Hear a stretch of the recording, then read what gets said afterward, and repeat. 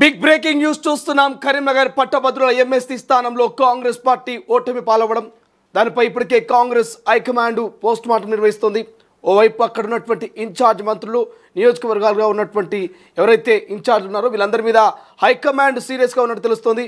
ఎవరైతే మంత్రులు అక్కడ ఇన్ఛార్జ్గా వ్యవహరించారో వాళ్ళు కొంత కీలకంగా పనిచేయలేకపోయారు. అక్కడ పట్టభద్రుల్ని ఓటర్లు అటు ఓటేసించే వైపుగా వాళ్ళని ఓటు వైపుగా మలిపించలేకపోయారు. అందుకే ఓటమి పాలయ్యారు. ఇది ఖచ్చితంగా మంత్రుల వైఫల్యం అంటూ హైకమాండ్ సీరియస్ ఉన్నట్టు తెలుస్తుంది. సో క్యాబినెట్ నుంచి 7 మంత్రుల్ని తొలగించేందుకు సిద్ధంగా తెలుస్తుంది. వారి మీద కొంత యాక్షన్ తీసుకోవడానికి సో ఇప్పటికే పోస్ట్ మార్టం నిర్వహించింది. అసలు మరి పట్టభద్రుల ఎమ్మెల్సీలో ఏం జరిగింది, ఎందుకు కాంగ్రెస్ పార్టీ మరి ఓటమి పాలైంది, అసలు కారణం ఏంటి, ఎందుకు వెనకంజ పడ్డదన్నటువంటి అంశాల మీద ఆరా తీసే ప్రయత్నం చేస్తుంది. అయితే కరీంనగర్ గ్రాడ్యుయేట్ ఎమ్మెల్సీ స్థానం ఓటమిపై కాంగ్రెస్ హైకమాండ్ ఇక పోస్ట్ మార్టం చేస్తూనే ఓవైపు ఓటమికి జిల్లా ఇన్ఛార్జ్ మంత్రులే కారణమంటూ భావిస్తుంది. ఎన్నికల ప్రచారానికి పోల్ మేనేజ్మెంట్కు అవసరమైన వనరులు సమకూర్చిన కొందరు మంత్రులు సీరియస్గా పనిచేయాలంటూ గుర్తిస్తూ ఇక క్యాడర్ను సమన్వయపరచడంలో కీలక నేతలు ముఖ్యంగా మంత్రులు విఫలం కావడంతోనే కరీంనగర్ స్థానంలో పట్టు కోల్పోయామన్నటువంటి అంచనాకు వచ్చినట్టు తెలుస్తోంది. సీఎం తీసుకున్న చొరవ మంత్రులు తీసుకోలేదంటూ పార్టీ అధిష్టానం భావించినట్టుగా వారి మీద కొంత సీరియస్ అవుతున్నట్టుగా తెలుస్తోంది. గ్రాడ్యుయేట్ ఎన్నికలు జరిగిన మెదక్, కరీంనగర్, నిజామాబాద్, ఆదిలాబాద్ ఉమ్మడి జిల్లాలో బీజేపీకి కాస్త పట్టుంది. దీంతో బీజేపీని కట్టడి చేసేందుకు కాంగ్రెస్ అధిష్టానం ముందుగానే చొరవ తీసుకుంటే బాగున్నటువంటి ఆలోచన చేసినట్టు తెలుస్తుంది. రైట్, ఇదే అంశం మీద మాట్లాడదాం. మా ప్రతినిధి ప్రవీణ్ సుకర్ ప్రస్తుతం అందుబాటులో ఉన్నాడు. సుకర్తో మాట్లాడి మరిన్ని సమాచారం తెలుసుకుందాం. సుకర్, నిజంగానే మరి క్యాబినెట్లో 7 మంత్రుల మీద వేటు పడేటువంటి అవకాశం ఉందా? నిజంగా హైకమాండ్ మరి గ్రాడ్యుయేట్స్ ఎమ్మెల్సీని పోస్ట్ మార్టం చేస్తుంది అనుకోవచ్చా? శ్రీశైలం మొన్న జరిగినటువంటి ఎమ్మెల్సీ ఎన్నికలకు ఏదైతే ఉందో దాని మీద హైకమాండ్ కొంచెం సీరియస్ అయినా ఉందని చెప్పొచ్చు. దీనికి ప్రధాన కారణం ఏంటంటే మూడిట్లో ఒకటి సిట్టింగ్ స్థానం కోల్పోవడం పట్ల కొత్తగా ఛార్జ్ తీసుకున్న మీనాక్షి నటరాజన్ పార్టీ మంత్రుల మీద, పార్టీ నేతల మీద కొంత అసహనం వ్యక్తం చేసినట్టు తెలుస్తుంది. అసలు మంత్రులు ఇన్వాల్వ్ అయ్యి పనిచేయకపోవడం వల్ల జిల్లా ఇన్ఛార్జీలు, జిల్లా మంత్రులు ఎవరైతే ఉన్నారో వాళ్ళు ఎన్నికలను పర్సనల్ గా తీసుకోలేదు, అసలు పట్టించుకోలేదు. అన్ని వాళ్ళకి ఎన్నికలకు సంబంధించిన అన్ని వనరులు, అన్ని ఏర్పాట్లు చేసినప్పటికీ కూడా సీరియస్ గా తీసుకోలేదు ఎన్నికలకు. అందుకే ఓటమికి కారణమయ్యారని చెప్పేసి కొంత పోస్ట్ మార్టం అయితే నిర్వహించారు. దీనికి సంబంధించి కేవలం 4% ఓట్ల కోల్పోవడం వల్లనే రాష్ట్రంలో బీజేపీకి పట్టు పెరిగినట్టుగా, కాంగ్రెస్ ప్రాబల్యం తగ్గినట్టుగా ఒక ప్రచారం జరుగుతుంది. దీనికి కారణం మంత్రులే అని చెప్పేసి మీనాక్షి నటరాజన్ కొంత అసహనం అయితే వ్యక్తం చేసినట్టు తెలుస్తుంది. క్యాడర్ను కూడా సరిగ్గా సమన్వయపరచుకోలేదు, ప్రచారాన్ని కూడా సరిగ్గా సీరియస్ గా ప్రచారం చేయలేదు. ఎన్నికల బాధ్యతలు ఎవరైతే అప్పగించారో 8 మంది మంత్రులు కూడా జిల్లాలలో పూర్తి స్థాయిలో తిరగలేదు. ఇప్పుడు మెదక్ జిల్లా చూసుకుంటే దామోదర్ రాజనరసింహ బాధ్యులుగా ఉన్నారు, కరీంనగర్ జిల్లాకు శ్రీధర్ బాబు బాధ్యతలుగా ఉన్నారు, శ్రీధర్ బాబుతో పాటు పొన్నం ప్రభాకర్ కూడా ఉన్నారు. ఇన్ఛార్జి మంత్రులు మెదక్ జిల్లాకి కొండ సురేఖ, కరీంనగర్ కి ఉత్తమ్ కుమార్ రెడ్డి, నిజామాబాద్ జిల్లాకు జూపల్లి, ఆదిలాబాద్ జిల్లాకు సీతక్క, వీళ్ళందరూ కూడా జిల్లాల ఇన్ఛార్జ్ మంత్రులుగా ఉన్నారు.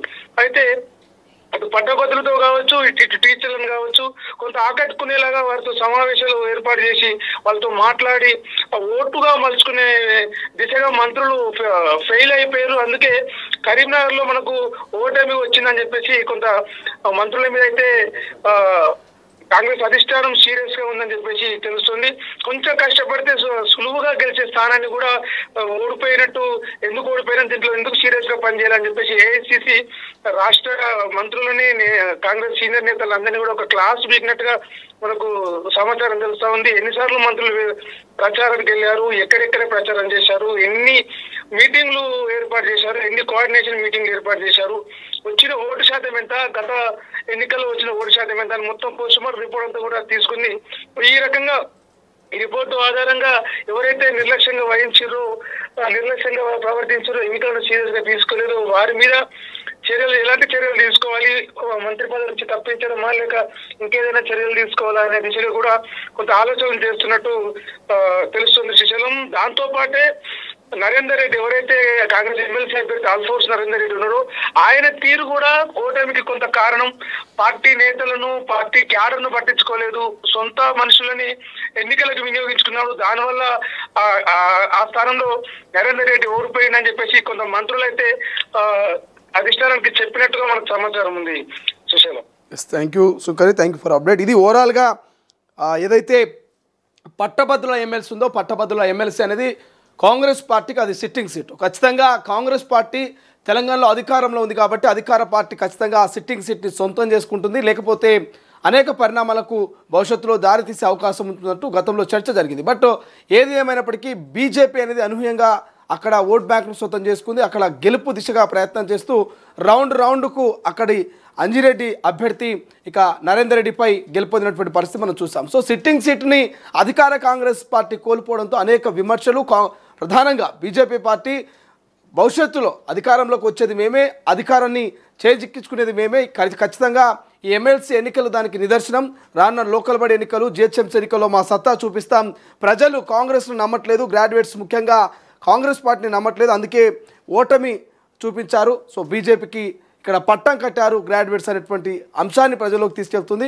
సో ఈ నేపథ్యంలోనే ఏఐసీసీ ఇన్ఛార్జ్ నటరాజ్ మీనాక్షను అటు ఏఐసీసీకి సంబంధించినటువంటి పెద్దలంతా కూడా ఎమ్మెల్సీ ఎన్నికల మీద సీరియస్ అయినట్టు తెలుస్తుంది.